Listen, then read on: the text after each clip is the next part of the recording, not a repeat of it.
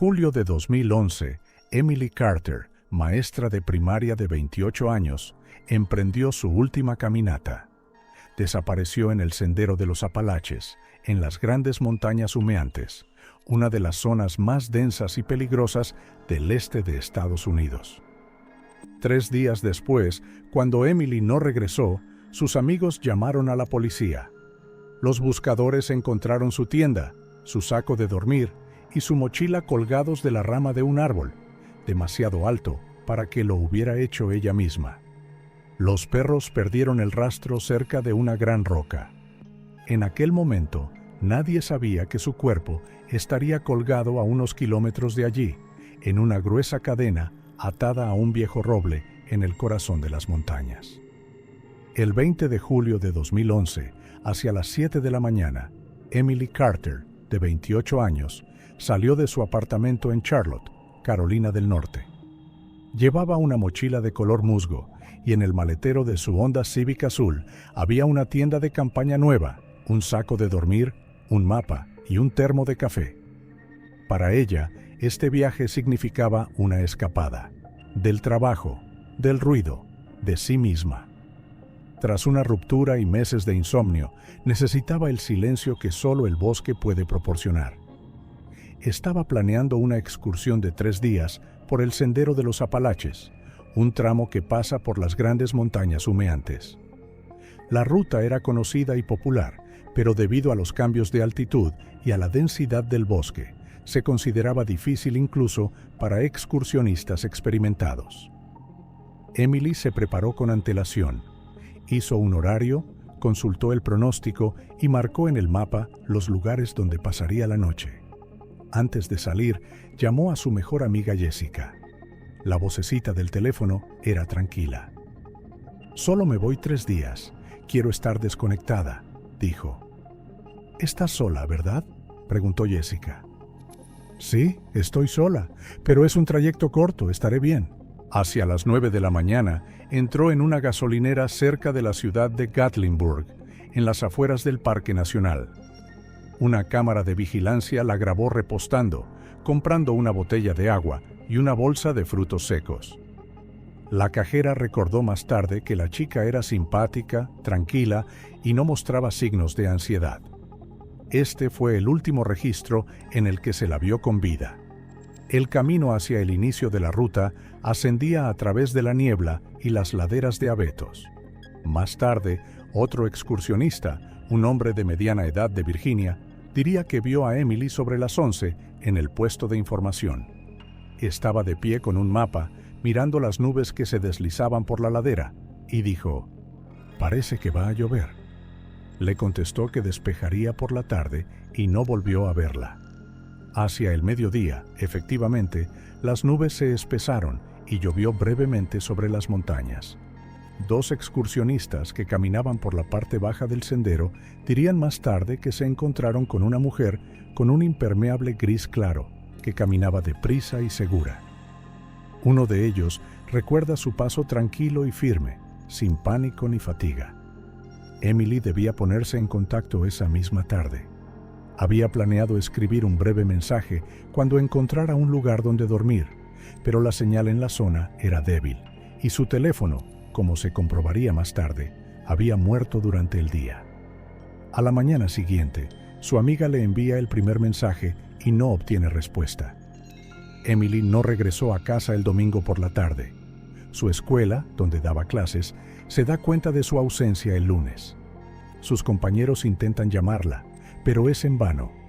Al principio, Jessica cree que se ha retrasado en las montañas por culpa del tiempo, pero a medida que pasan los días, su preocupación se convierte en ansiedad. El 24 de julio llama a la policía. El agente de guardia pregunta cuándo se suponía que iba a volver su amiga y escucha: «El domingo». Siempre es precisa. Si no aparece, es que ha pasado algo. Esa tarde, la patrulla comprueba el aparcamiento del inicio del sendero. Un Honda sedán azul estaba aparcado allí, como si el dueño hubiera salido un rato. Dentro había una cartera, una cámara, una botella de agua y una chaqueta doblada. Las ventanillas estaban cerradas, sin signos de robo o forcejeo. Todo parecía muy tranquilo. En el informe, el agente escribiría: el coche no fue abandonado, sino dejado. Faltan las llaves. No había signos de manipulación. Presumiblemente, el propietario hizo la ruta y no regresó. A la mañana siguiente, el primer grupo de rescatadores emprendería el camino, pero esa sería otra historia. Porque en ese momento, cuando la niebla descendió sobre las laderas de las Great Smoky Mountains al amanecer, nadie tenía ni idea de que Emily Carter no solo estaba perdida. Su ruta, su horario e incluso el mapa que había dibujado con sus propias manos desaparecerían con ella. Y lo único que quedaría sería el silencio en las montañas, donde ya no resonaban los pasos. El 25 de julio de 2011, a primera hora de la mañana, una espesa bruma se extendía sobre las grandes montañas humeantes. Las montañas respiraban humedad y todo a su alrededor parecía quieto. Hasta los pájaros guardaban silencio. Aquella mañana sonó el teléfono en la comisaría de Sevierville. La voz de una joven sonaba aguda y rápida. Mi amiga no ha vuelto de su excursión. Se llama Emily Carter. Se suponía que debía estar en casa ayer. Era Jessica Pearson. Era la segunda vez que llamaba. El oficial de guardia respondió en un tono plano, casi indiferente. Empecemos por esperar un día más. Puede que se haya retrasado. La gente suele perder la señal en las montañas. Pero la voz de Jessica era obstinada. Conocía a Emily. Conocía su costumbre de informar de todos los detalles. Nunca desaparecía sin decir una palabra. El policía anotó el nombre y la fecha y comentó brevemente a su colega: otro caso de turista solitaria. Lo comprobaremos mañana. Pero al día siguiente, el director del colegio donde trabajaba Emily llamó a la comisaría. La profesora no había ido a trabajar sin dejar un mensaje. Solo entonces, el caso recibió el estatus de posible desaparición. Ese mismo día, el 26 de julio, llegó al parque el primer equipo de búsqueda. 6 rescatadores con perros, 2 guardas forestales y un agente del departamento del sheriff. Se pusieron en marcha por el camino que Jessica había dicho que habría seguido Emily.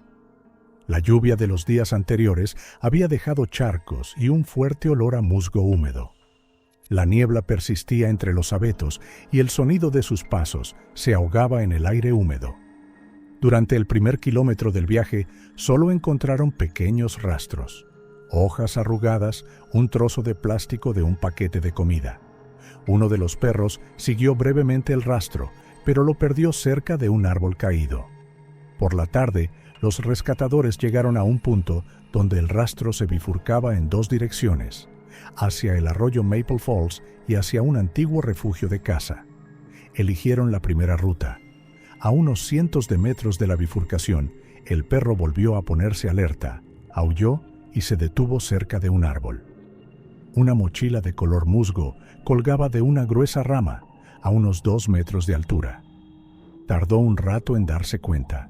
Se confundía con la corteza. Uno de los rescatadores levantó un palo y la retiró con cuidado para no dañar las huellas.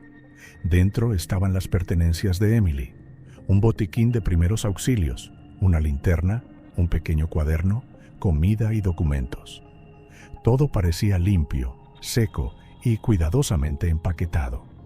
No había señales de lucha ni de prisas. A pocos pasos del árbol vieron algo aún más extraño. En el suelo, bajo el tronco doblado, había una tienda de campaña plegada y un saco de dormir. Ambas estaban ordenadas, como si las hubieran inspeccionado, pero el lugar donde yacían era completamente inadecuado para un campamento. Una pendiente inclinada, raíces que sobresalían del suelo y un barranco escarpado cerca. Ni siquiera un excursionista experimentado lo habría elegido para pasar la noche. El jefe del equipo, el agente Matthew Harris, escribió en su informe: las cosas no concuerdan con el comportamiento de una persona que planea unas vacaciones. Parece un montaje. Ordenó un rastreo de la zona en un radio de 800 metros.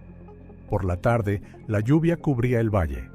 Los perros trabajaron hasta el anochecer y parecían haber perdido el rumbo. Por fin, uno de ellos detectó un rastro, una fina línea de olor que se adentraba en el bosque hacia el norte. Los rescatadores la siguieron durante 1 hora, hasta que el perro se detuvo de repente junto a una gran roca cubierta de musgo y hiedra silvestre. Daba vueltas en círculos, gimoteaba y se echó al suelo como si hubiera perdido la orientación.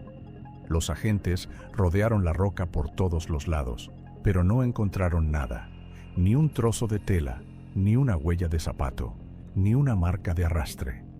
El suelo alrededor de la piedra era denso y la lluvia había borrado cualquier huella.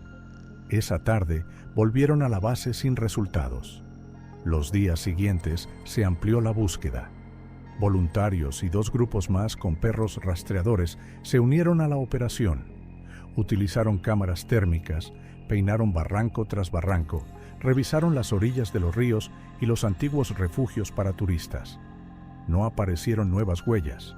Lo único que se repetía en los informes era el silencio. Incluso los animales evitaban la zona. 5 días después, la madre de Emily, la señora Catherine Carter, se unió a los buscadores. Venía de otro estado, con una fotografía enmarcada de su hija en la mano. Cuando le mostraron la mochila, solo susurró: ella nunca la habría dejado, jamás. Sus palabras llegaron al corazón de todos los presentes. El 6º día se interrumpió la búsqueda debido al mal tiempo. La niebla se había vuelto tan espesa que la visibilidad no superaba unos metros. Los rescatadores se retiraron, prometiendo volver cuando mejorara el tiempo. Pero incluso cuando el sol volvió a salir sobre las montañas, no se encontraron más rastros. El informe oficial decía: la búsqueda duró 7 días. Se registró la zona en un radio de 3 millas desde el lugar donde se encontraron los objetos. No se encontró a la persona. Probablemente desapareció en una zona remota. Para Jessica, estas palabras parecían una sentencia. Siguió llamando al departamento, pidiéndoles que no detuvieran la operación, pero recibió la misma respuesta: sin nuevas pruebas, somos impotentes. Cuando pasó una semana y luego otra, la montaña volvió a sumirse en el silencio. Los turistas evitaban la zona, diciendo que era difícil respirar. Los forestales locales empezaron a llamar al sendero la zona de Emily. Ella desapareció entre los árboles que permanecían inmóviles como guardianes de un secreto. Y el bosque, que antes parecía un refugio para ella, se convirtió en su tumba silenciosa, un lugar donde hasta los perros le perdieron la pista. Pasó un año. El verano de 2012 fue caluroso y sofocante, incluso para las montañas de Tennessee. Los bosques de las grandes montañas humeantes casi no tenían viento, estaban cargados de humedad y olían a agujas de pino. Aquella mañana de agosto, 2 hermanos cazadores locales, Tom y Jason Reed, se adentraron en las montañas en busca de ciervos. Conocían la zona desde la infancia, pero esta vez fueron más lejos de lo habitual, persiguiendo a un ciervo herido que había desaparecido entre la maleza tras un viejo risco de piedra. Unas horas después del amanecer, ya estaban fuera del sendero conocido. La brújula apuntaba obstinadamente al oeste, pero la niebla y las densas copas distorsionaban los puntos de referencia. Los hermanos se detuvieron en un pequeño claro para recuperar el aliento. El silencio era extraño. No había cantos de pájaros ni crujidos. Solo el crujido lejano de las ramas, como si alguien les siguiera. «Parece que nos hemos perdido», dijo Tom, el mayor, mirando a su alrededor. «No veo ninguna marca ni un camino». «Volvamos», dijo el más joven. «Saldrá el sol y encontraremos el camino». Avanzaron por la ladera, evitando con cuidado los árboles caídos. Media hora más tarde, Jasón, que caminaba delante, se detuvo de repente y levantó la mano. «¿Oyes eso?», susurró. En algún lugar del bosque oyó un suave tintineo de metal, corto y agudo, como si alguien hubiera tirado de una cadena. Los hermanos se miraron. Tom avanzó, apartando las ramas con su carabina. Unos pasos más y lo vio. Había algo colgando entre los viejos robles, a la sombra de la espesa hiedra. Al principio pensó que era el cadáver de un gran animal, pero cuando se acercó, un escalofrío le recorrió la espalda. Era un esqueleto humano. El cuerpo colgaba boca abajo, suspendido de una gruesa cadena oxidada. La cadena estaba sujeta a lo alto, enrollada alrededor de una rama de roble, y a los tobillos se había atado un lazo con los restos de la cuerda. Los huesos, que una vez habían sido piernas, estaban blancos por los restos de tejido descompuesto. Los brazos colgaban renqueantes y el cráneo apenas tocaba el musgo. A su alrededor yacían hojas caídas, mezcladas con restos de ramas y hiedra vieja, que se extendían sobre los huesos como si trataran de ocultarlos a los ojos humanos. Jason dio un paso atrás y se tapó la boca con la mano. Jesús, Tom, es humano. El hermano mayor guardó silencio. Solo se agachó para mirar el suelo bajo el cuerpo. Allí, en la hierba húmeda, brillaba algo pequeño, una fina cadena con un colgante en forma de hoja. Tom lo recogió cuidadosamente con 2 dedos. El colgante estaba oscurecido por el tiempo, pero el dibujo seguía siendo claro. «Esto no es un cazador», dijo en voz baja, «y no es un caso antiguo. Fíjese en la ropa. Se veían fragmentos pálidos de material gris claro en los restos de tela que se habían conservado en los huesos. Las costuras aún aguantaban y la cremallera no se había oxidado del todo. Estas chaquetas se vendieron hace solo unos años. Retrocedieron unos pasos. Ambos sabían que no debían tocar nada. Tom encendió la radio, pero casi no había conexión en las montañas. Solo un silbido. Tuvieron que volver a la carretera más cercana para llamar al sheriff. Pero antes de irse, Tom volvió a mirar la escena. El roble del que colgaba el cuerpo era viejo, poderoso y estaba marcado por los rayos. Había marcas metálicas en la corteza, como si la cadena hubiera sido tensada más de una vez. Quienquiera que haya hecho esto, dijo, sabía que nadie encontraría este lugar. Los hermanos tardaron más de 2 horas en llegar a la carretera. Cuando por fin llegaron a la civilización, exhaustos, el sol ya se estaba poniendo. Por la noche, los agentes del departamento del sheriff y el forense del condado fueron al bosque. Los hermanos Reed volvieron para indicarles el camino. La zona era de difícil acceso. El coche patrulla se detuvo a 1,5 kilómetros y todos fueron a pie. El oficial Harold Knox, que dirigió la operación, escribió en su informe: el cuerpo fue encontrado colgando de una cadena de metal. El lugar está aislado, sin medios aparentes de aproximación. Probablemente el crimen fue deliberado. El forense trabajó bajo los focos. Retiró con cuidado la cadena de la rama, grabando cada movimiento con la cámara. Los huesos eran ligeros y estaban secos. Según la cronología, la muerte se produjo hace aproximadamente 1 año, lo que coincidió con el momento de la desaparición de Emily Carter. Cuando el experto examinó el colgante, no hubo ninguna duda. Era el que llevaba la profesora desaparecida. En el coche de policía, se pidió a los hermanos que describieran todo lo que habían visto. Jason habló esporádicamente, evitando detalles. Solo estaba colgando, como un trofeo. Tom permaneció en silencio, apretando los puños. El informe dice: ambos testigos están en estado de shock. Probablemente la primera reacción es miedo, luego asco. El comportamiento es coherente para un caso de descubrimiento repentino de un cadáver. El cadáver fue enviado a un laboratorio de Knoxville. Por el camino, la cadena traqueteó fuertemente en el maletero, dejando manchas de óxido en el suelo. La niebla del bosque se disolvía lentamente tras el convoy y parecía que la montaña volvía a ocultar sus secretos. A la mañana siguiente, la noticia del terrible descubrimiento se extendió por toda la comarca. Los periódicos escribieron brevemente: restos humanos descubiertos en una zona inaccesible. Se está procediendo a su identificación. pero los lugareños ya sabían de quién eran los restos. Para ellos, la historia de Emily Carter no terminó hace un año. Solo estaba esperando a que el bosque abriera la boca y hablara. Y ahora ha hablado. Y lo que reveló fue el horror congelado en el silencio de un roble que había visto más que cualquier ser humano. El examen forense, realizado en un laboratorio de Knoxville, duró varias semanas. Cuando los resultados llegaron a la oficina del condado, el caso de Emily Carter dejó oficialmente de ser una desaparición en las montañas y se le asignó una nueva categoría: asesinato en primer grado. El informe del médico forense fue breve pero implacable. La muerte fue causada por un golpe en la nuca con un objeto contundente y pesado. En el momento del golpe, la víctima estaba de pie o sentada, con el agresor detrás.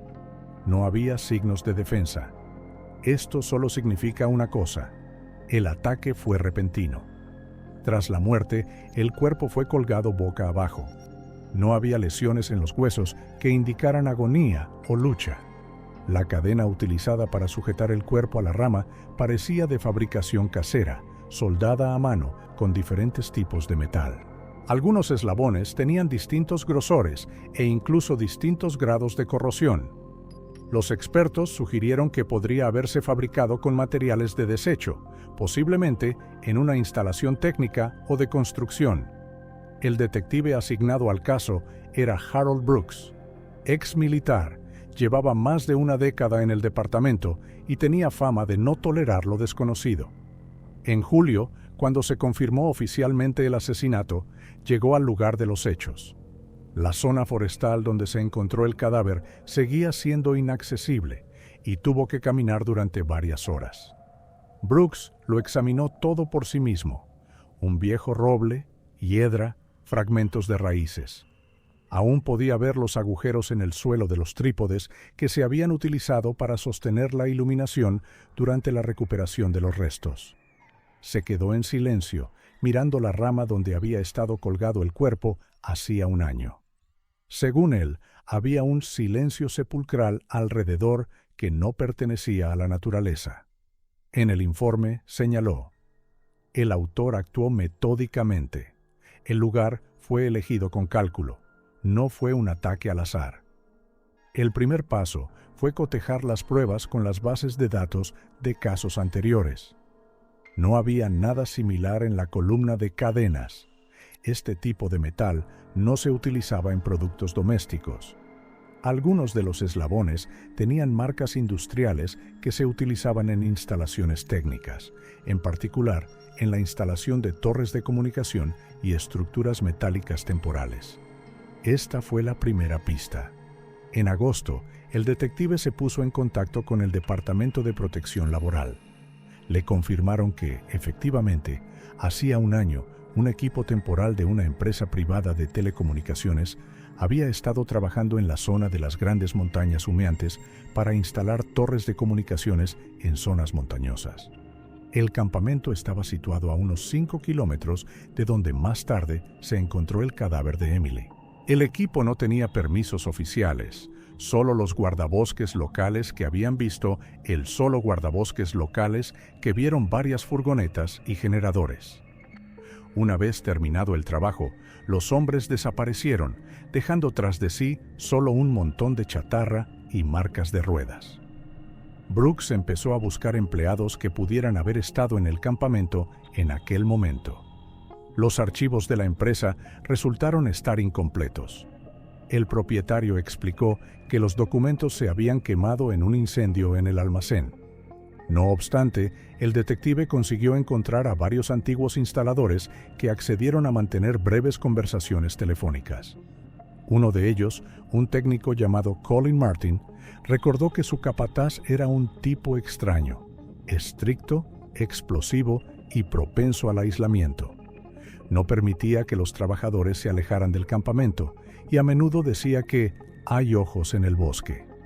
Martin contó que un día, cuando estaban levantando una torre cerca de un sendero abandonado, el capataz ordenó a todos que dejaran de trabajar antes de tiempo y se llevaran el equipo. explicó que alguien andaba por allí haciendo fotos. Un día después, el campamento se trasladó a otro lugar. Martin no recordaba el lugar exacto, pero dijo que había un gran bloque de piedra cerca, como un peñasco. Esta descripción coincidía con el lugar donde los perros perdieron el rastro de Emily un año después. Brooks sabía que la coincidencia no podía ser casualidad. Revisó todas las solicitudes de permiso para erigir torres de comunicaciones en el condado en los 2 últimos años. En la lista aparecía una empresa llamada Trailcom Systems. Formalmente existía, pero la oficina estaba vacía y los teléfonos desconectados. Según los documentos, la empresa era propiedad de un hombre llamado Warren Miller, un antiguo ingeniero que había trabajado anteriormente para una gran empresa de telecomunicaciones y luego desapareció de los registros de Hacienda. En un informe interno, Brooks escribió: "El equipo parece haber estado operando sin autorización oficial. La ubicación del campamento coincide con la zona donde desapareció Carter. Deberían comprobarse los antiguos empleados y el equipo que pudiera haber quedado tras el cierre de las obras". Durante la visita al antiguo campamento, los expertos policiales encontraron varios equipos, entre ellos un depósito de combustible oxidado, partes de un generador y fragmentos de cable. Entre la basura había fragmentos metálicos de eslabones soldados similares a los utilizados para colgar el cadáver. Los análisis demostraron que se trataba de la misma aleación. Ahora el caso tenía una dirección. Todo apuntaba a que uno de los trabajadores o el propio jefe del equipo estaban implicados en el crimen. Pero la pregunta principal seguía sin respuesta. ¿Por qué? En septiembre, el detective reunió un grupo de trabajo para seguir investigando. Pasaron los primeros días buscando a antiguos empleados, pero la mayoría eran temporeros sin residencia fija. Los que encontraron evitaron hablar.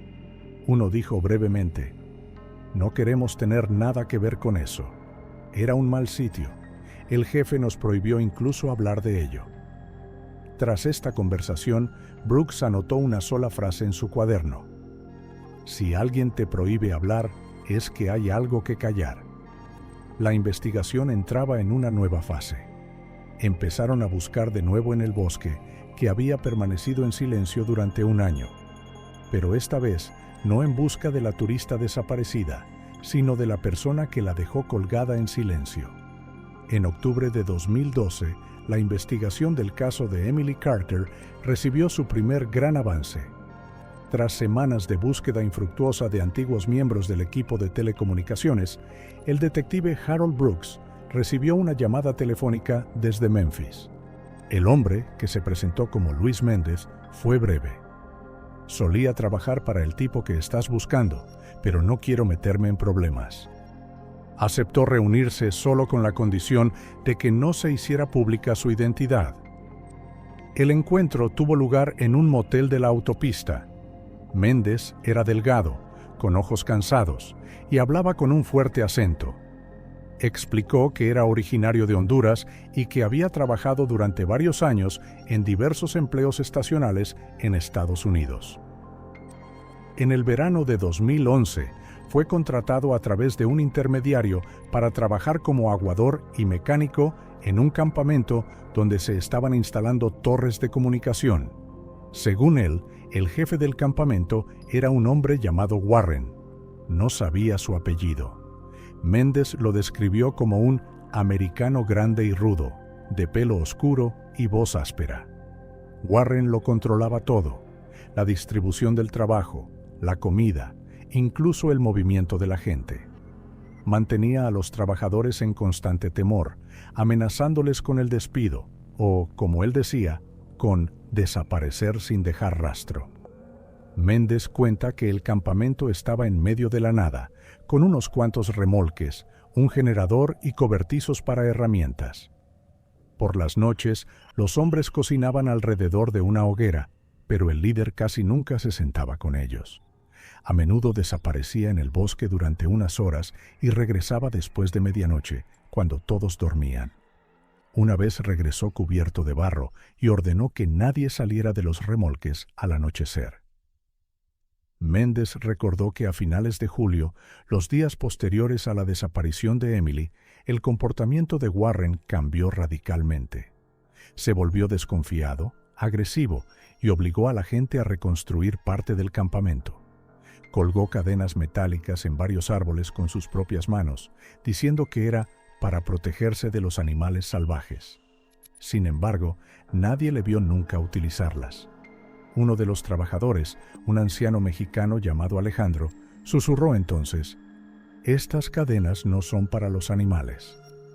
El detective escuchó atentamente y tomó notas. Mendes dijo que el día antes de que el campo empezara a apagarse, oyó un sonido extraño por la noche.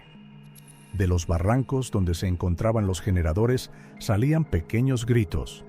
La voz de una mujer parecía suplicar ayuda. Los hombres se asustaron.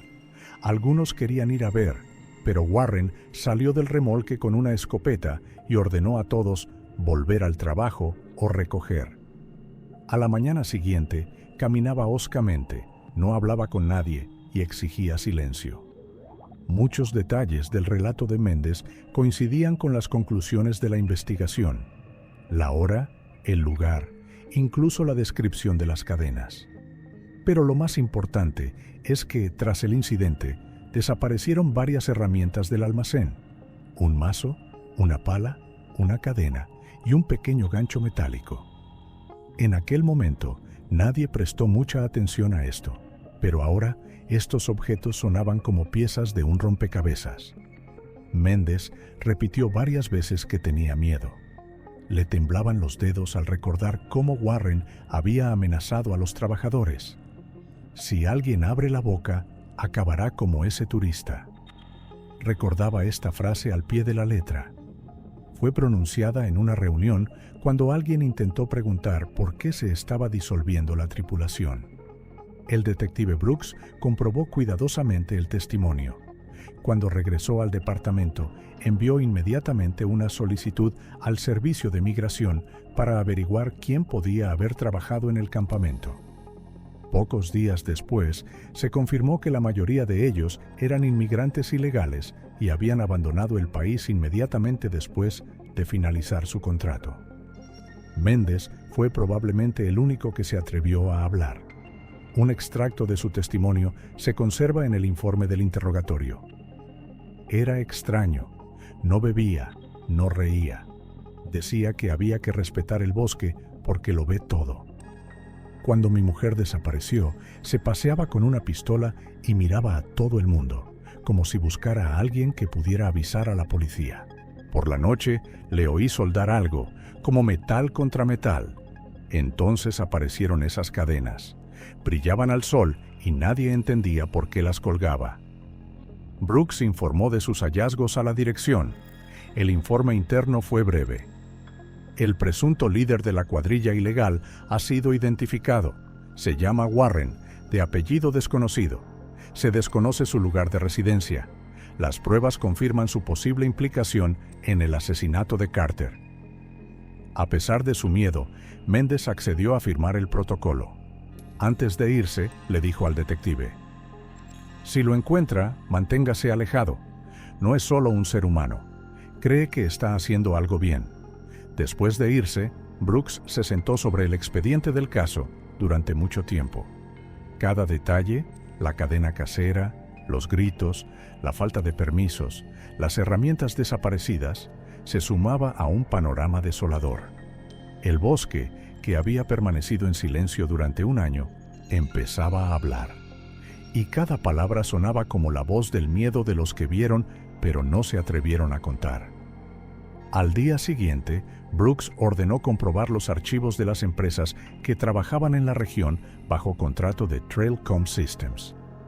Efectivamente, en las listas figuraba el nombre de Miller, un hombre llamado Warren que tenía antecedentes penales y llevaba varios años ocultándose bajo distintos nombres.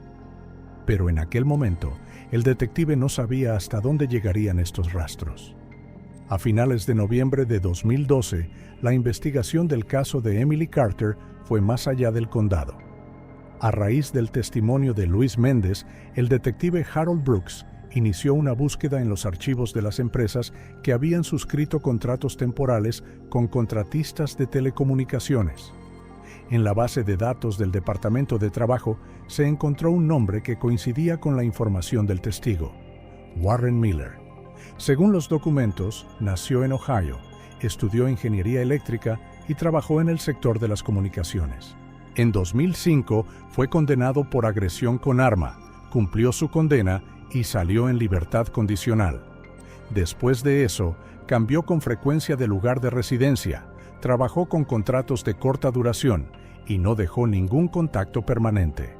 La última vez que se le vio oficialmente fue en Knoxville, donde alquiló un almacén en las afueras de una zona industrial. Hasta allí se desplazó el equipo policial. El almacén estaba apartado de la carretera principal. Era un edificio metálico gris con el tejado hundido y números descoloridos en la puerta. Dentro olía a aceite y hierro. Las linternas iluminaban hileras de herramientas, mazos, cuerdas, ganchos de hierro, partes de antenas y cadenas de metal soldadas a mano. Sobre una de las mesas había una vela quemada y una pila de mapas antiguos. En la pared había fotografías de montañas impresas en una impresora barata. Cada una mostraba a alguien de pie en un sendero o cerca de un árbol, pero su rostro estaba manchado. En el rincón más alejado había una vieja caja fuerte de metal con la superficie arañada. La cerradura tenía que estar forzada. En su interior había varios discos duros, una cámara, hojas de papel envueltas en plástico y un pequeño cuaderno con tapa negra. La cámara resultó ser una Canon digital de modelo antiguo. Al encenderla, aparecieron decenas de imágenes en la pantalla. Las primeras mostraban fragmentos del bosque, árboles talados, caminos. Luego apareció el rostro de una mujer. Estaba de pie sobre un fondo de abetos y llevaba un impermeable gris claro. Los expertos reconocieron inmediatamente a Emily Carter. Las siguientes tomas fueron cada vez más espeluznantes. En algunas de ellas aparecía tumbada en el suelo, con los ojos cerrados, una cuerda, un hacha y fragmentos de metal cerca. Las últimas mostraban el mismo lugar, pero sin ella. Solo una rama que se curvaba hacia arriba y el brillo de la cadena al sol. Dentro de la caja fuerte había varias carpetas más con fotos de otras mujeres. La policía identificó al menos a 3 de ellas. Habían desaparecido en distintos parques nacionales en los 5 años anteriores. Todas eran turistas jóvenes y solteras. Todas desaparecieron en verano, durante viajes cortos. Todos los casos seguían sin resolverse, pero el hallazgo principal esperaba al final. Un cuaderno negro, pulcramente firmado a mano. Bosque, mi trabajo. Sus páginas estaban escritas con letra pequeña y desigual. No era un diario corriente, sino más bien un manifiesto. En él, Warren Miller se autodenominaba artista y purificador. Escribía que el mundo se había ensuciado y que la naturaleza sufría a causa de la gente que la pisoteaba para sus fotos. Los veo venir con café en la mano y teléfonos para hacer fotos de los árboles, pero los árboles los miran y los odian. Yo solo ayudo al bosque a hacer lo que quiere, deshacerse del exceso. Continuó describiendo sus acciones. Escribió sobre cómo observaba a la gente que venía a las montañas, eligiendo a los que parecían orgullosos e indiferentes al mundo que les rodeaba. Escribió varias páginas sobre Emily. Caminaba en silencio, sin miedo. Sentí que el bosque la había elegido. La vi detenerse junto a la piedra donde el agua desemboca en el barranco. No se fijó en mí. La golpeé por detrás para que no me mirara. Cayó sin hacer ruido. El bosque se la llevó. Luego vinieron los detalles técnicos, cuya precisión era impresionante. Describió cómo hizo las cadenas con distintos tipos de metal, porque aguantan mejor el peso y no se oxidan enseguida. Incluso anotó la longitud de la distancia entre los eslabones. No la colgaba para castigarla, la devolvía a la naturaleza. Tenía que convertirse en parte del ecosistema, en un recordatorio para los demás. La gente no puede entrar en el bosque y pensar que le pertenece. Al final del cuaderno, varias páginas estaban dedicadas a fotografías pegadas con cinta adhesiva. Algunas mostraban los contornos de otros cuerpos, mientras que otras solo mostraban árboles y cuerdas. El epígrafe bajo la última foto reza: "El proyecto ha terminado. El silencio es la mejor recompensa". Cuando el detective Brooks leyó estas líneas por primera vez, le dijo a un colega: "Esto no es solo un asesino. Este es un fanático que cree que es parte del bosque". En su informe señaló: "El autor del diario era consciente de sus actos, tenía un plan y repitió el mismo algoritmo durante varios años. El móvil es ideológico. Las víctimas fueron elegidas al azar, pero con un rasgo común: viajeros solitarios. Todas las pruebas materiales fueron incautadas. La cámara, los discos, el diario y los cuadernos con marcas de laboratorio se embalaron por separado. Tras examinar la habitación, los expertos llegaron a la conclusión de que Warren Miller había estado viviendo aquí durante algún tiempo. Había una cama en un rincón, con baldosas y restos de comida enlatada a su lado. En las estanterías había libros sobre supervivencia, electricidad y psiquiatría. En uno de ellos se encontró una gota de sangre seca. Una vez terminada la búsqueda, Brooks se quedó de pie a la salida del almacén. El viento agitaba las páginas de su cuaderno que seguían sobre la mesa. Miró a la cámara y dijo en voz baja: "Quería que le vieran, pero no de inmediato, solo cuando todo estuviera listo". Aquella tarde, la policía anunció oficialmente que Warren Miller era el principal sospechoso en el caso de Emily Carter y de al menos otras 3 desapariciones. Pero hasta el momento, todo lo que tenían eran pistas y un diario que hablaba más alto que cualquier confesión. A principios de 2013, el caso de Emily Carter fue transferido a la jurisdicción federal. Tras la incautación de la cámara y el diario, quedó claro que los crímenes de Warren Miller iban más allá de las fronteras de un estado. Los expertos reconocieron los paisajes de al menos 3 parques nacionales en las fotografías encontradas en su caja fuerte: los Montes Apalaches, Shenandoah en Virginia y el Bosque Cherokee en Carolina del Norte. Esto significaba que Miller operaba en distintas regiones y que cada uno de sus proyectos estaba cuidadosamente planificado. El FBI creó un equipo de investigación independiente. Incluía agentes de Atlanta, Washington y Knoxville. El agente especial Daniel Clark, un agente experimentado que se había ocupado de asesinatos en serie en parques nacionales, fue nombrado jefe del equipo. Fue él quien describió a Miller como un hombre que se considera un servidor de la naturaleza y no ve diferencia entre limpiar y matar. Los primeros meses de trabajo dieron pocos resultados. Tras un registro del almacén, Miller desapareció. En su apartamento, donde solía vivir, todo parecía abandonado. La cama estaba hecha, los platos lavados y no había señales de prisa. Era como si se hubiera marchado y no hubiera vuelto. La policía comprobó las cuentas bancarias. El flujo de fondos se había detenido antes del registro. Sin embargo, un análisis de las llamadas telefónicas y las transferencias electrónicas dio una pista. Unas semanas antes de su desaparición, Miller recibió un pago de una empresa de seguridad privada registrada en Virginia. La empresa resultó ser ficticia. Su propietario vivía desde hacía tiempo en el extranjero y la dirección conducía a un almacén abandonado. Sin embargo, los informes mencionaban el trabajo en unas instalaciones remotas descritas como una zona agrícola cerrada. Tras comprobar las coordenadas, los agentes llegaron a la conclusión de que se trataba de una plantación ilegal de marihuana en las estribaciones de los Apalaches. El grupo operativo llevó a cabo una investigación encubierta. Unas semanas más tarde, los agentes descubrieron que, efectivamente, había una granja en medio de la nada en Virginia, cerca de la ciudad de Bedford, que estaba formalmente abandonada, pero que en realidad Era una base de producción ilegal.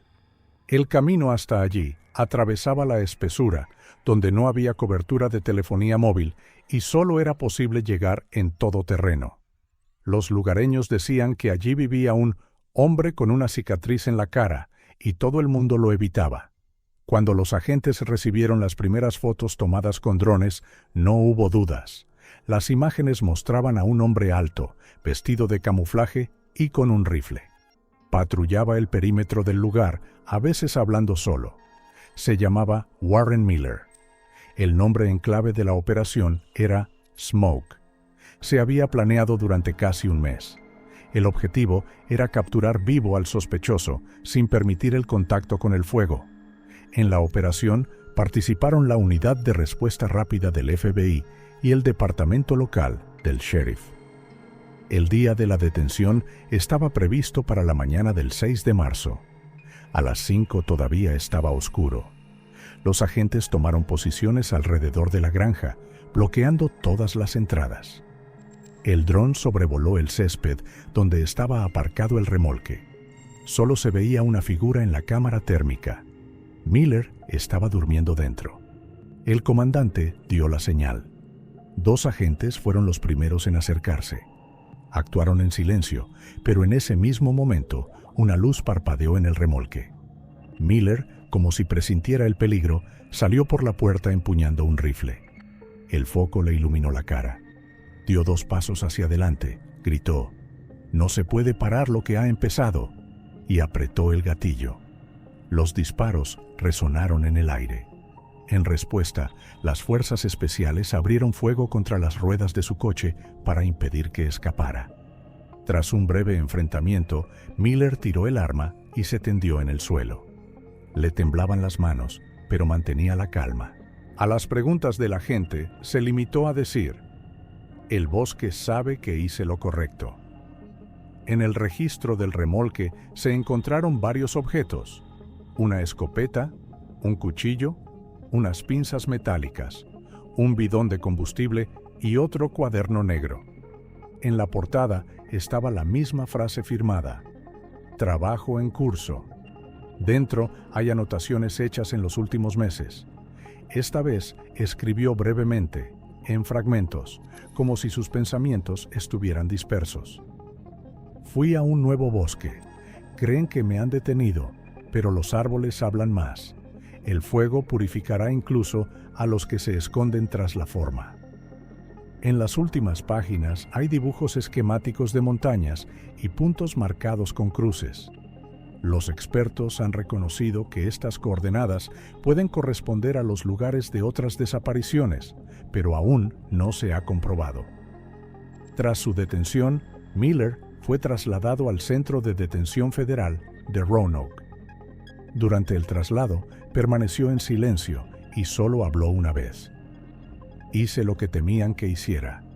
Hice el ruido». Uno de los agentes que le acompañaban diría más tarde en una entrevista: «No parecía un criminal, parecía más bien un fanático que creía en su misión».